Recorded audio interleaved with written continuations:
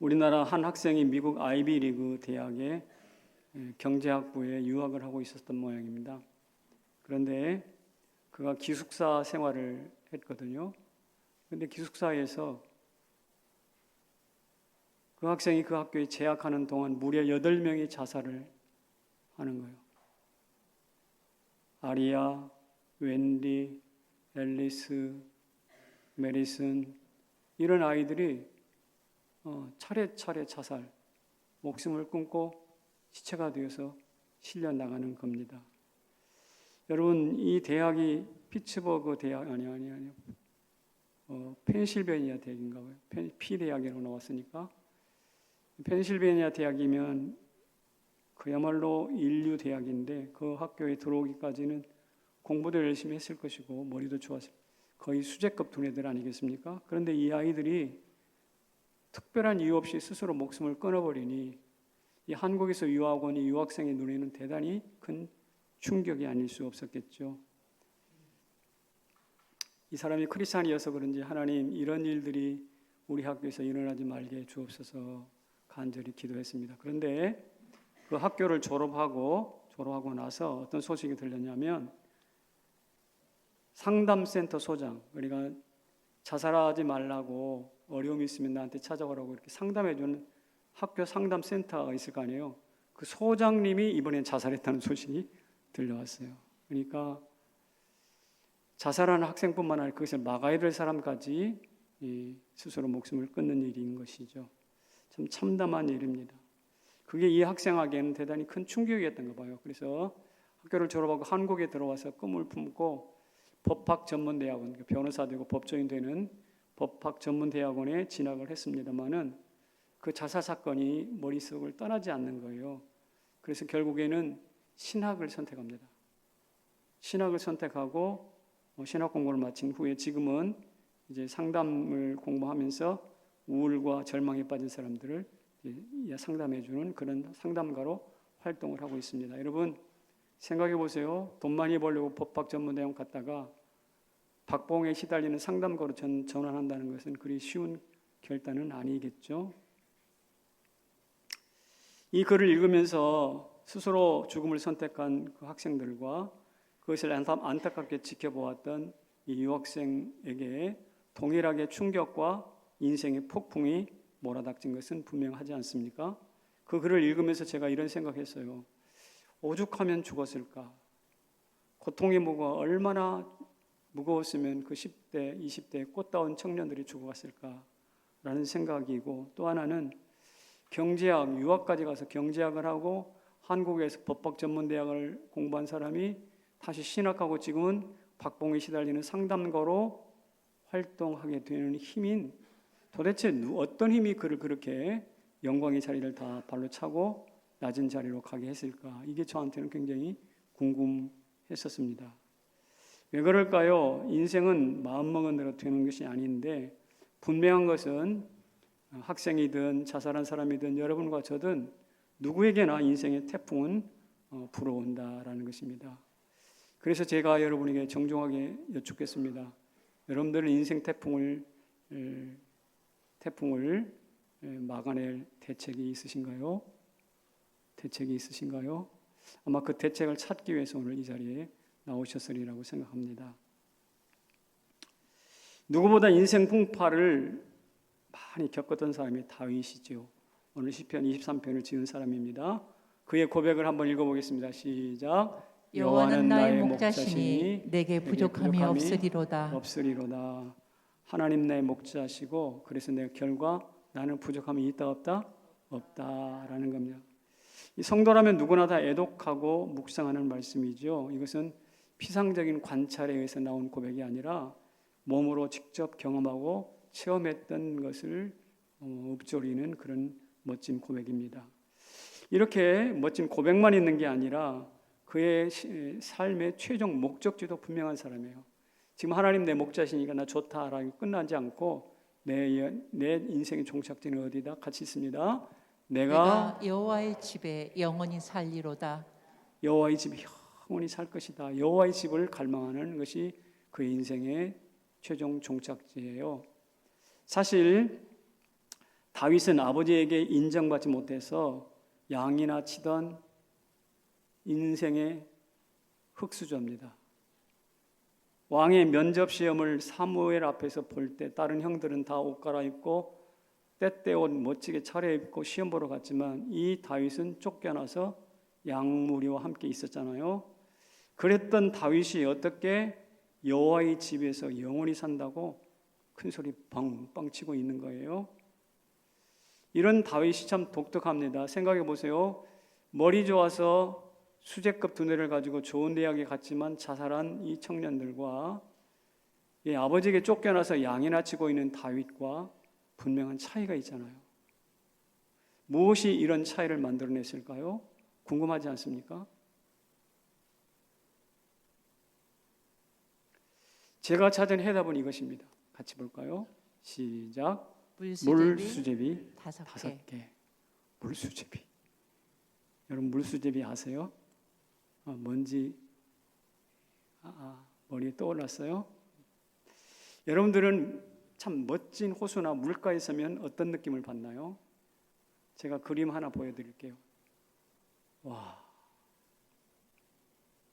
제 캐나다거든요. 밴프에 가면 머레인 호수라고 불려진 이름입니다. 에메랄드 빛이죠. 물빛이 저 색깔이 보통 색깔이 아니라고 에메랄드 빛인데 저런 호수를 보면 그 물에 발을 좀 담그든지 아니면 배를 타고 저 안에 한번 들어가 보든지 그런 생각이 들 것 같아요. 근데 만약에 그것도 안 된다, 못 들어가게 한다면 저라면 이렇게 할 것 같아요. 돌멩이 하나를 딱 예쁜 거 하나 골라가지고 저 물에다가 팽 던져보고 싶어요. 그러면 가끔씩 이 돌멩이가 물속에 푹 빠져버리지 않고 핑 하면서 물 위를 수면 위를 미끄러지면서 가잖아요. 그게 바로 물수제비입니다. 여러분 물수제비가 물은 비중이 낮아서 돌멩이가 쭉 가라앉게 돼 있잖아요. 그런데 그 물이 돌멩이를 팍 떠올린다니까 떠올려요. 다윗이 저런 인생이었어요. 아버지 외면으로 이런저런 인생의 풍파로 물속에 처박혀야만 한 인생인데 처박히지 않고 물 위를 핑핑 날아서 푸른 초장으로 착 올라서더니 마치 고리를 따라서 찾아가듯이 홀컵으로 쏙 들어갔는데 바로 시편 23편은 저 장면을 그대로 연상해 주는 장면이에요. 내가 여호와의 집에 영원히 거하리로다. 홀컵에 볼이 쏙 들어가는 것처럼. 자, 그렇다면 그 골프공을 물이 떠받쳐줘서 물수제비를 이루었는데 다윗을 떠받쳐주는 그 물수제비는 뭐였을까? 이겁니다. 목자 되신 하나님. 그에게 얻어먹었던 푸른 풀밭, 쉴만한 물가, 의의 길, 하나님의 지팡이와 막대기, 원수의 목전에서 베풀어 주신 밥상과 넘치는 잔. 요게 물수제비, 다윗의 인생을 떠받쳐 주었던 하나님의 물수제비예요. 요게 시편 23편의 주된 내용입니다. 저는 진심으로 축복합니다. 저 그림이 멋지네도 오 하고 감탄만 하고 지나갈 것이 아니라 다윗이 저런 인생 살았다면 우리도 저런 인생을 살아갈 수 있기를 축복합니다. 정말 그랬으면 좋겠어요. 코로나 와중 중에 수많은 사람이 죽기도 하고 어려움을 빠져 있는데 다 딛고 일어나서 하나님의 집에 영원히 거하리로다 하신 것 같이 우리 그렇게 살기를 주님의 이름으로 축원합니다. 그래서 다윗에게 주셨던 물수제비 5개 조금 더 구체적으로 살펴봅니다. 목자인데요. 양은 대개 한 3m 밖에 있는 내용을 잘 못 본대요. 초고도 근시예요. 근시. 선천적으로 눈이 나쁜 건데 그러면 머리라도 좋은가? 아니요. 양은 머리가 나빠가지고 길머리가 나빠가지고 자주자주 길을 잃어버립니다. 그렇다면 날카로운 이빨이라든지 든든한 뿔이 있는가? 아니죠. 그것도 없어가지고 맹수들의 밥이 되기가 십상입니다. 그렇다면 빨리 도망갈 수 있어서 치타처럼 빠른 발이 있는가? 아니면 곰처럼 강력한 발톱이 있는가? 그것도 아니잖아요. 그러니까 양은 가진 게 아무것도 없어요. 너무너무 불쌍한 동물이죠. 그런데 양에게 주어진 게 하나 있다니까요. 그게 바로 뭐냐면 목자예요. 목자. 하나님은 좋은 눈과 머리와 이빨과 뿔과 든든한 다리, 발톱을 주시는 대신 목자를 주셨어요. 목자 속에 다 있어요. 눈도 있고 머리도 있고 이빨도 있고 뿔도 있고 든든한 다리도 있고 발톱도 있고 목자 안에 다 있어요. 원스톱 서비스. 우리도 한 마리 양에 불과하지만 목자 대신 하나님 앞에서 수렁에 빠지지 않고 다윗과 같은 삶을 살아갈 수 있기를 축복합니다. 우리 여기 축복합니다. 네. 두 번째, 푸른 초장 쉴 만한 물가. 제주도나 하와이 같이 아름다운 휴양지를 뜻합니다. 먹을 것이 충만하고 안전이 보장되는 샬롬의 공간이라고 말할 수 있어요. 제가 꽤 오래전에 미국 마이크로소프트 본사를 가본 적이 있어요. 가봤더니 우리가 생각했던 이런 사무실이 있는 그런 공간이 전혀 아니에요. 대형 복합 레저 공간이라고 할 수 있어요. 요사로 말하면 여기 위례에 있는 스타필드, 거기 가보면 먹거리 다 있잖아요. 네. 그런 것처럼 아주 대형 복합, 사무실은 물론이고 거기 도서관도 있고요, 식당도 있고 헬스클럽 있고 음악 감상실도 있고 커피숍도 있고 거의 모든 게 다 있어요. 그러니까 사원들이 스트레스 받지 않고 편안한 환경에서 일도 하고 돈도 버는 그야말로 환상의 공간이에요. 거기 있으면 아마 집에 가고 싶지도 않을 것 같다는 느낌이었습니다. 그런데 어떻게 빌 게이츠는 그런 사무실을 구상했을까? 어떻게 그런 사무실을 돈 있다고 다 하는 거 아니잖아요. 어떻게 그것을 구상했을까? 아이들 어디 있었을까? 저는 이 시편 23편이라고 생각합니다. 푸른 초장, 쉴 만한 물가. 일터가 초장인 거예요. 일터가 물가인 거예요. 저는 여러분에게도 그 푸른 초장 쉴 만한 물가가 있다고 생각합니다. 그렇게 생각하십니까? 아니, 뭐 말인지 잘 모르겠죠. 오늘 이 자리가 그런 자리 중에 하나입니다. 저는 주중에 가끔씩 이 불 꺼져 있는 곳에 깜깜한 곳에 와서 여기 앉아 있습니다. 깜깜하죠. 아무도 없죠. 저 혼자 나와서 하나님 앞에 묵상하고 기도합니다. 너무 좋아요. 무슨 생각나냐면 52년 전에 아까 우리 장로님 기도하신 것처럼 이 자리에 앉아서 수많은 분들이 기도하고 하나님의 이름을 부르고 기도 응답을 받고 그분들이 지금 한국교회 곳곳에서 교회를 세우고 목회를 하시고 장로로서 사역하는 분들이 굉장히 많거든요. 저는 그분들이 뿌렸던 기도 소리가 들리는 것 같아요. 그분들이 뿌렸던 땀방울이 여기서 느껴지는 것 같아요.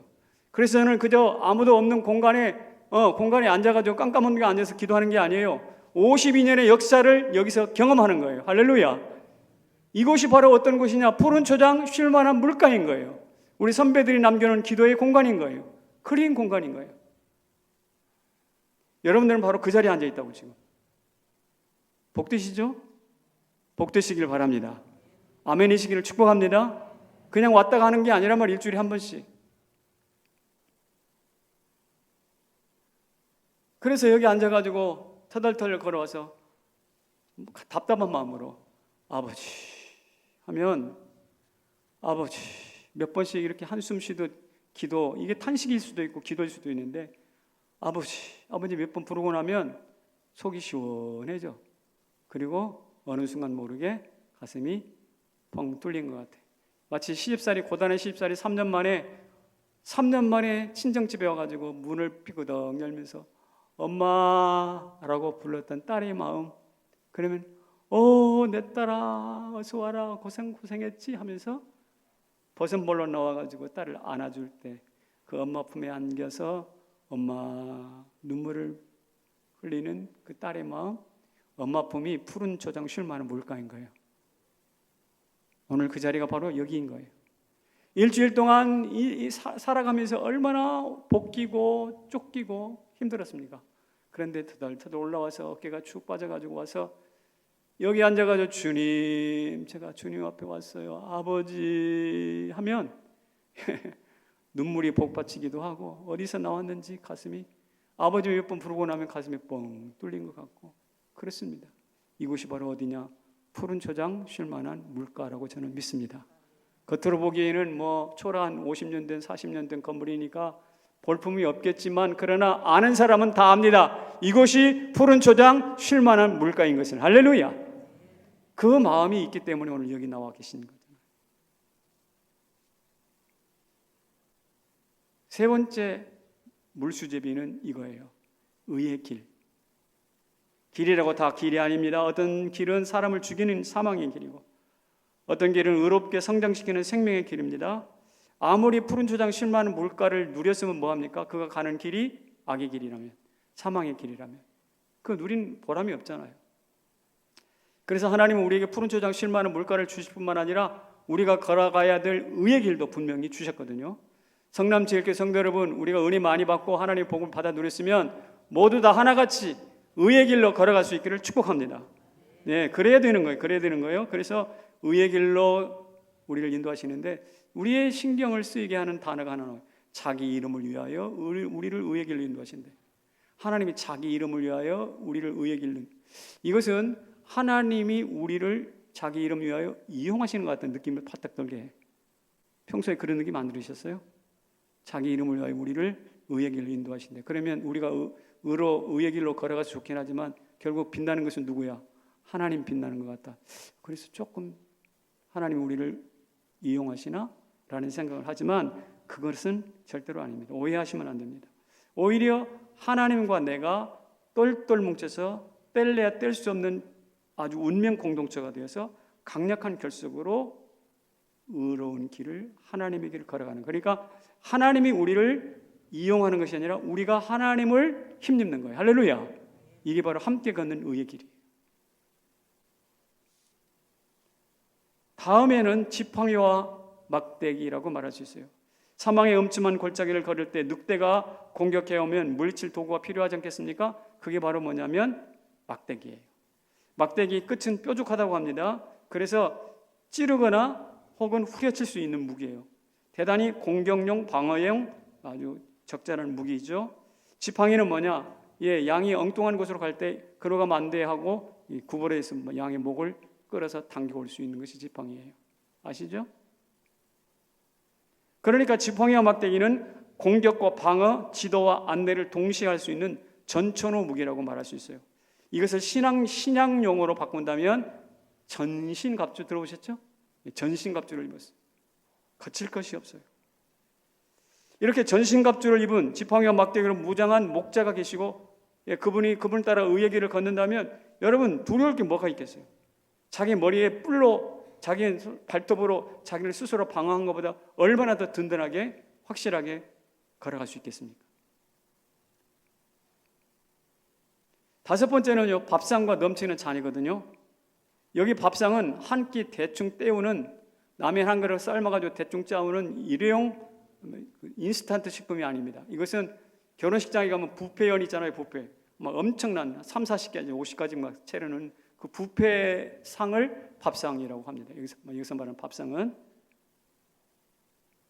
그런데 이 상과 잔을 어디에서 베풀어 주시는가? 사망의 음침한 골짜기에서 우리를 호시탐탐 노려보고 있는 원수들 앞에서 우리에게 밥상을 차려주는 거예요. 그러니까 대적들이 보라고, 대적들 보라고, 좀 배 좀 아파보라고 원수 약 올리면서 먹는 식탁이 바로 하나님이 우리에게 차려주시는 만찬입니다. 따라서 패배가 확실한 원수 앞에서 승리가 확실한 성도가 누리는 특권이에요.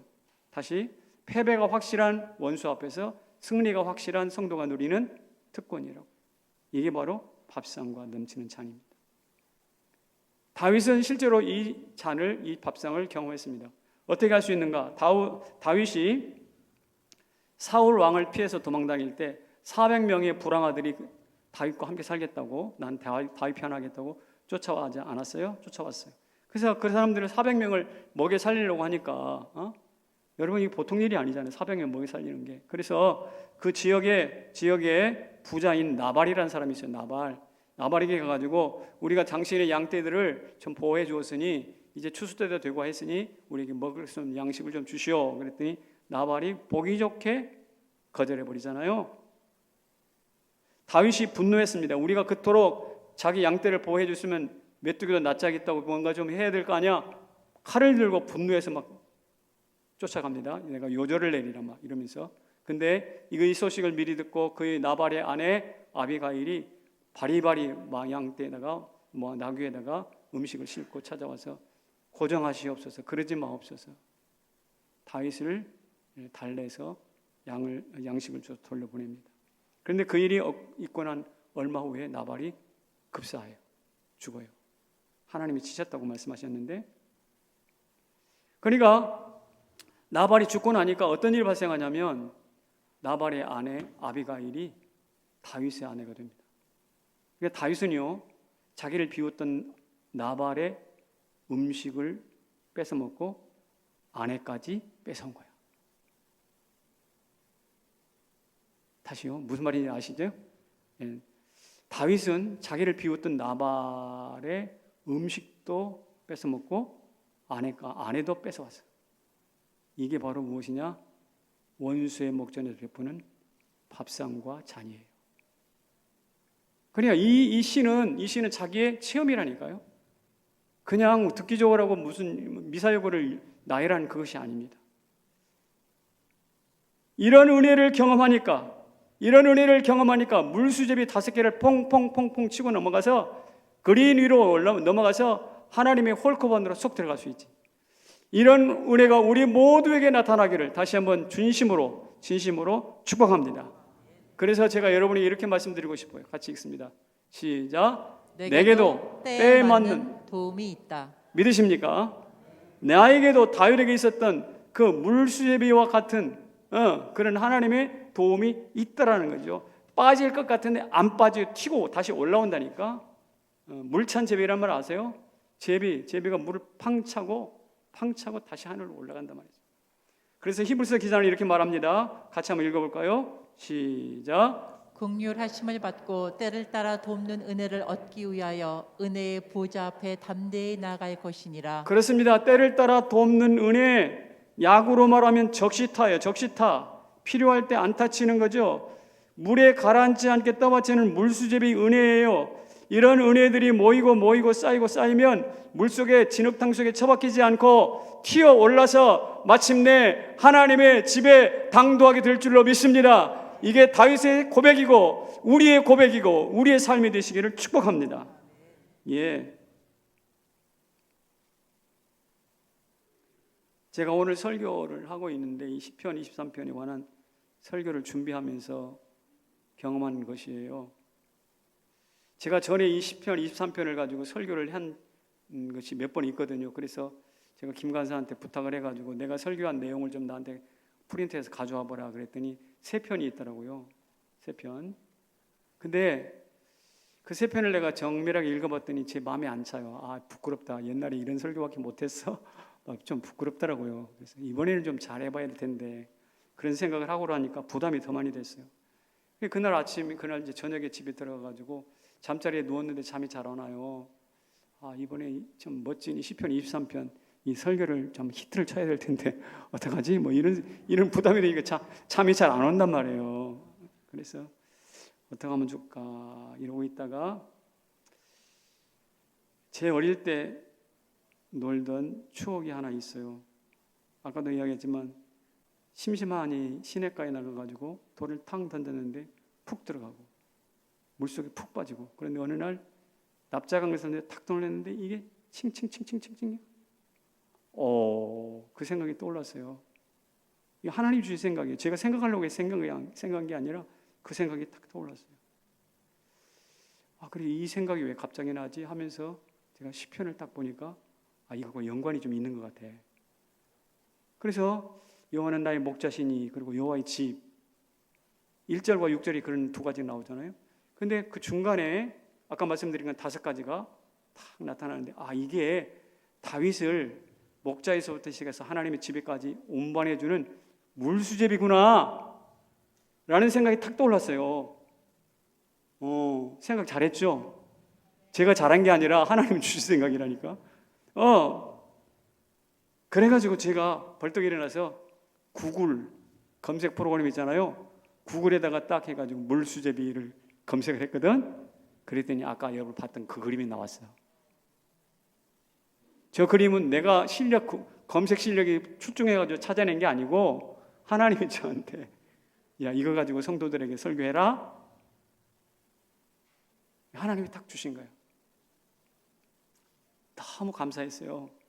그래서 제가 무릎을 탁 쳤어요. 바로 이거다. 이번 주 설교 제목은 물수제비를 아십니까? 하나님이 제목까지, 그림까지, 생각까지 다 주셨어요. 할렐루야. 여러분들은 그냥 들으니까 그걸 모르겠지만 나는 설교자이기 때문에 이게 얼마나 큰 은혜인지 알아요. 근데 한순간에 하루 저녁에 고민하다가 한순간에 설교에 틀이 탁 잡힌 거야. 무릎을 탁 쳤어요. 그러면서 내가 이 말도 생각했어요. 무탁의 은혜다. 무슨 은혜? 무릎을 탁 치는 은혜. 인생이 이렇게 저렇게 고통과 앞뒤가 꽉 막혀 있을 때 여러분에게도 무릎을 탁 치며 맞아 바로 이거야. 물수제비 은혜가 있기를 축복합니다. 무탁의 은혜라고. 무탁의 은혜. 가슴이 뻥 뚫리는 것 같아요. 그래서 제가 이렇게 한마디 하고 잤어요. 주님 감사합니다. 오늘도 한 건 하셨군요. 저한테 한 건 해주셔서 감사합니다. 이번 주 설교 무리 없이 잘 갈 것 같습니다. 하나님 감사합니다. 여러분은 인생에도 매일같이 하나님의 한 건 터뜨려주는 역사가 있기를 축복합니다. 막혔나요? 뚫려지기를 축복합니다. 무탁의 은혜가 넘치기를 축복합니다. 한 건 하셨어요.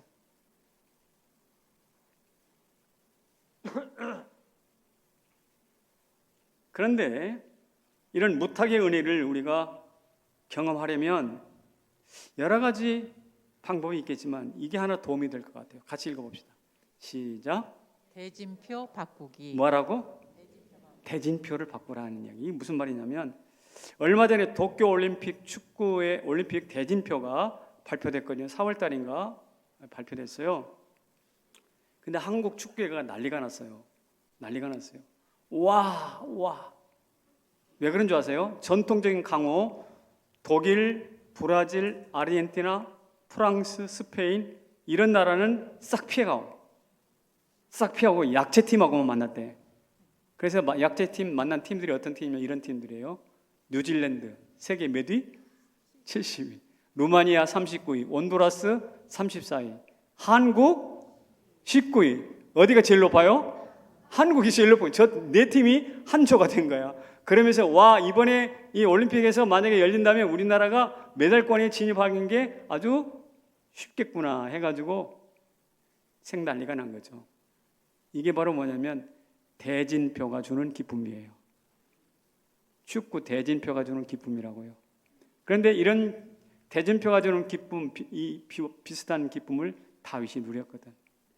언제 누렸을까요? 골리앗과 싸울 때예요. 골리앗에게 물맷돌 5개 가지고 덤빈다? 하루 강아지 범 무서운 줄 모르는 이 유치한 만영이겠습니까? 아니에요. 다윗에게는 확신이 하나 있었다고요. 뭐냐면 나는 약하다. 그러나 하나님은 강하다. 그러므로 내가 싸우지 말고 하나님으로 싸우시게 하자. 나와 골리앗의 싸움이 하나님과 골리앗 싸움으로 대진표를 바꿔버린 거예요. 이런 일이 다윗에게 있었거든. 우리에게도 있기를 주님의 이름으로 축원합니다. 대진표 바꾸면 내 싸움이 아니라 하나님 싸움이고 내 사건이 아니라 하나님 사건이거든. 이 일들이 있는 거예요. 그런데 이와 똑같은 일을 유정옥 사모님이란 분이 하셨어요. 그분이 이렇게 썼습니다. 같이 읽습니다. 시작. 소년 다윗과 골리앗이 싸우면 누가 봐도 다윗이 진다. 그러나 하나님과 골리앗이 싸우면 누가 봐도 골리앗이 진다. 뒤에 있어요. 말기암과 유종옥이 싸우면 누가 봐도 유종옥이 진다. 그러나 하나님과 말기암이 싸우면 누가 봐도 말기암이 진다. 맞지요? 아멘이세요? 이게 바로 무엇입니까? 대진표를 바꾸는 묘미라니까. 대진표를 바꾸고 나면 내 걱정이 아니라 하나님께로 그 걱정이 옮겨집니다. 우리도 인생의 궁극한 우리도 인생의 궁급한 상황을 만들었을 때 거침없이 대진표를 바꾸시기를 축복합니다. 나를 지우고 그 자리에 하나님을 써 넣으시기를 바랍니다. 이것은 비겁한 도망이 아니라 믿음의 강력한 선택입니다. 그리고 풍성한 열매를 거뒀나요? 내가 했다 그러지 말고 하나님이 하셨습니다. 아까처럼 하나님 한 건 하셨네요 라고 반응할 수 있기를 바랍니다. 왜? 내가 대진표를 바꿨고 하나님이 그 대진표대로 나를 위해 싸워 주셨으니까. 목동 다윗이 했다면 우리도 할 수 있지 않겠어요? 그래서 하나님이 우리에게 대진표를 바꾸라고 강력하게 촉구하십니다. 그리고 하시는 말씀이 여기 있어요. 이 앞에 읽어봅시다. 시작. 담대하라, 내가 세상을 이기었노라. 이거 노상 붙어 있잖아. 이거 코로나 들어오고 나서 이거 1년 이상 붙어 있거든. 이거 왜 붙여놨 거예요? 왜? 대진표를 뭐 하라? 바꾸라. 세상을 이기신 누구에게? 세상을 이기신 하나님 예수 그리스도와 내 이름 바꾸라는 얘기. 바꾸라는 이야기. 오늘 이 시간 이후부터 고난과 어려움이 찾아올 때마다 그때마다 대진표를 바꾸시기를 다시 한번 주의 이름으로 축원합니다. 그럴 때 어떤 일이 나타나는가? 이것이 가능하다고요. 회복이 빨라요. 회복력 있는 신앙입니다. 말씀드린 것처럼 다윗은 강력한 대적 셋을 만났습니다. 첫째는 왕이자 장인이었던 사울 왕이죠. 두 번째는 군대 장관, 오른팔이자 군대 장관이었던 요압이에요. 근데 요압도 다윗의 마음을 속을 많이 썩였던 것 같아요. 세 번째는 사랑했던 아들이자 반란을 했던 압살롬입니다. 이 세 사람은 다 친척들이에요. 매우 가까운 사람들이에요. 그런데 이 매우 가까운 사람들이 어떻게 됐나요? 가장 아픈 곳을 찌르고 들어왔어요. 깊은 상처를 주었어요. 엄청난 충격을 받았겠죠. 그러나 다윗은 이 충격 모두를 다 극복하고 냅니다. 어떻게 해요? 대진표를 바꿔가면서 회복한 거예요. 그래서 이것을 우리는 오뚜기 인생으로 부르잖아요. 리바운드 라이프라고 부릅니다. 리바운드 아시죠? 여러분 젊은이들이 제일 좋아하는 운동이 뭔지 아세요? 젊은이들이 제일 좋은 거 농구예요. 농구가 왜 묘미가 있는가? 바운드가 있거든. 공을 치면 야구는 던지면 어디로 가는지 몰라. 축구 발로 차면 그 공이 어디 가는지 몰라. 그런데 농구는 어떻게 해요? 바운드 하면은 내가 컨트롤할 수 있거든. 그래서 젊은이들이 좋아하는 것 같아요.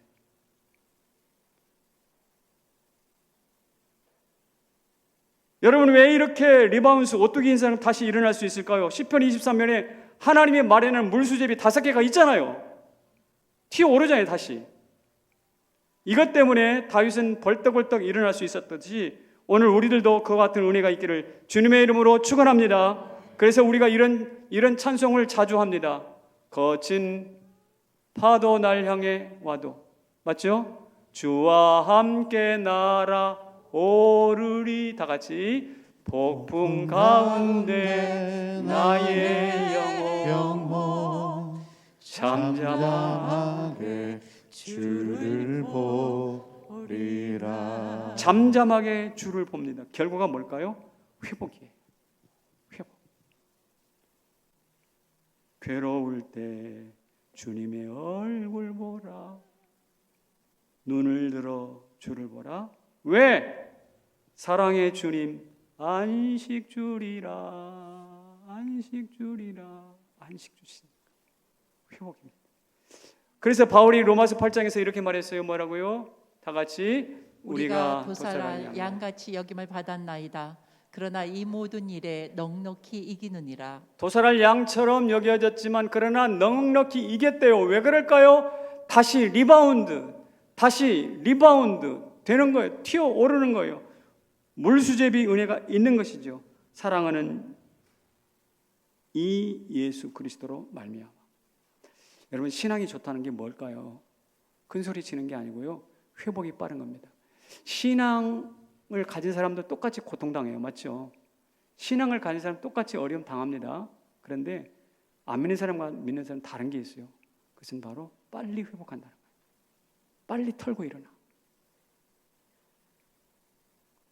우울증이 왜 무서울까요? 우울증이 털고 일어날 수가 없다라는 거예요. 회복되시기를 축복합니다.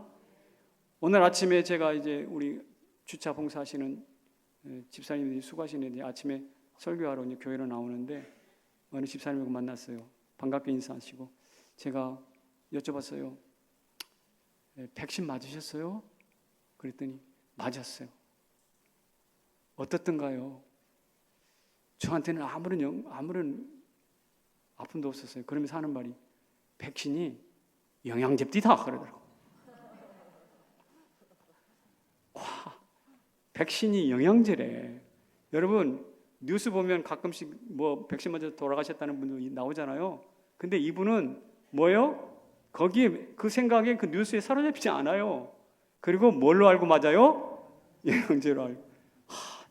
이분이야말로 정말 회복력이 대단한 믿음이시구나. 여러분 안에 이런저런 어려움이 찾아올 것이지만 영양제로 알고 이겨내시기를 축복합니다. 저에게도 그런 일이 있어요. 제가 2년 만에 삼성의료원 진료를 지난주간에 했습니다. 처음에는 3개월 만에 가다가 6개월 만에 가다가 1년 만에 가다가 이제는 2년마다 처음 가게 됐는데, 미리 가가지고 초음파 검사도 하고 엑스레이도 찍고 피 검사도 하고 이런저런 검사를 했거든요. 그리고 이제 의사를 만나는 시간이 됐어요. 만나는 날이. 근데 그날 좀 어떻던가요? 기분이 좀 긴장이 돼요. 또 이게 상황이 안 좋아졌다, 혹시 재발했다 이런 소리도 나올 것 같기도 하고. 근데 최근에 이제 저랑 저희 집사람이 산책을 하면 체력이, 제가 물 체력인지 몰라도 우리 집사람이 훨씬 저보다 잘 걸어. 나는 저 뒤로 처지는 거예요. 나도 모르게. 내가 몸이 정상이 아닌 것 같다. 그러고 보니까 마스크를 써서 그런지 호흡이 좀 딸려서 그런지 설교할 때도 막 헉헉거리거든. 내가 2부 예배 때 굉장히 헉헉거린다고 그럴까? 허덕거리면서 설교를 했거든요. 이런 증상이 있어서 내 몸이 좀 이상한가 보다, 이런 생각을 하고 있었던 차이였기 때문에 의사를 만나는 게 대단히 긴장이 됐어요. 의사와 만났습니다. 의사가 모니터를 물끄러미 쳐다보더니 뭐라고 그런 줄 아세요?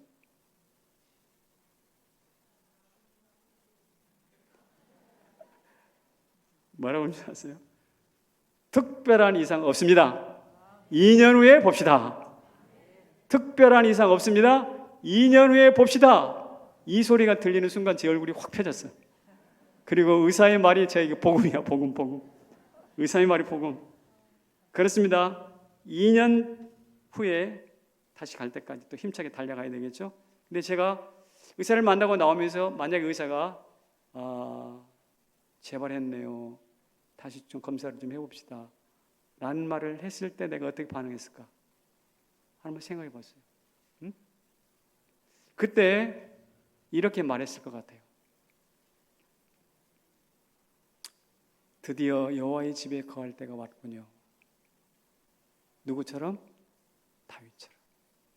내가 여호와의 집에 영원히 거하리로다 했던 것처럼 나도 물수제비로 팡팡팡팡 다시 리바운스 되어서 마침내 나는 암이라는 새로운 물수제비를 만나고 튀어올라서 죽어버린 게 아니라 어디로 가? 아버지 집. 할렐루야. 이게 바로 회복력 있는 신앙입니다. 우리 모두 이 코로나 비상한 때에 그런 은혜의 리바운스가 우리 모두에게 나타나기를 주님의 이름으로 축원합니다. 리콜 하셔요. 하나님이 리콜. 이거 제품들 살았을 때 어디 하자가 있으면 리콜해 주잖아요. 보수해 주잖아요. 하나님 리콜의 원주가 우리 하나님이시거든요. 우리를 이 땅에 보내셨어요. 그리고 우리가 이런저런 위기 만나서 하자가 생기면 하나님 그때마다 리콜해 주세요.